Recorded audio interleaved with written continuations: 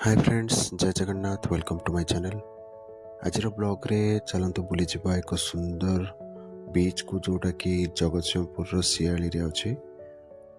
से बीच ना होची एनवी रिजॉर्ट बीच, जोटा कि प्राइवेटाइज कराई छी एही प्रॉपर्टी को।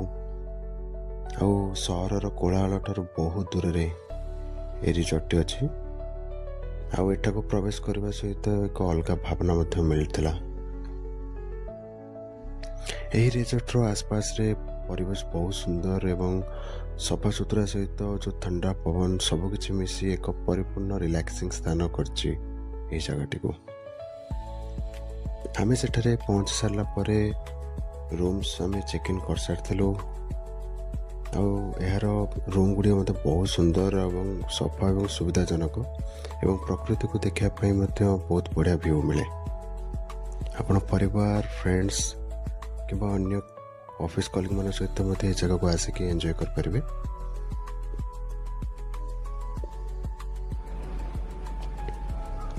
तापर हमको लंच करार थिला, तो एटारे खाद्य व्यवस्था में बहुत बढ़िया सर्विस आमको जोटा कि आमको काफी प्लेजेंट फील कराइथिला।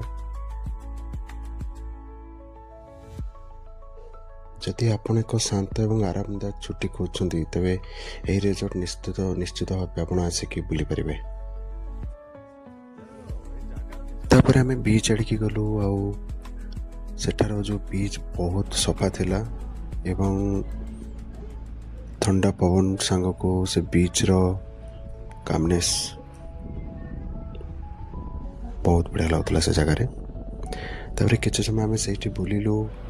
तापरे फेरला परे आमे पुणी टिके समय रेस्ट नेलु। तापर संध्या बेले पुणी आसलु समुद्र कूल को।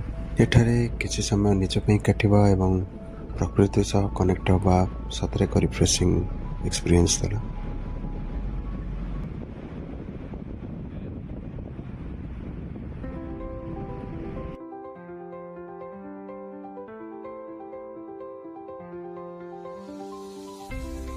तापरे रात्रि मु ए जगह बायोलुमिनेसेंट देखा पाई। जदि आप कहीं देखी निहाती कमेंट जनइबे।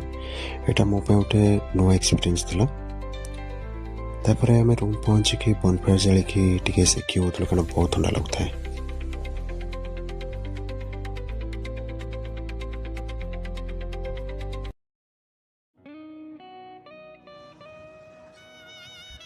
पुरी एनवी रिजॉर्ट प्राय 60 ରୁ 70 किलोमीटर और भुवनेश्वर प्राय 40 ରୁ 50 किलोमीटर दूर अच्छे। आपण निज गाड़ी रे सहजरे 2 ରୁ 2 घंटा 30 मिनट भीतर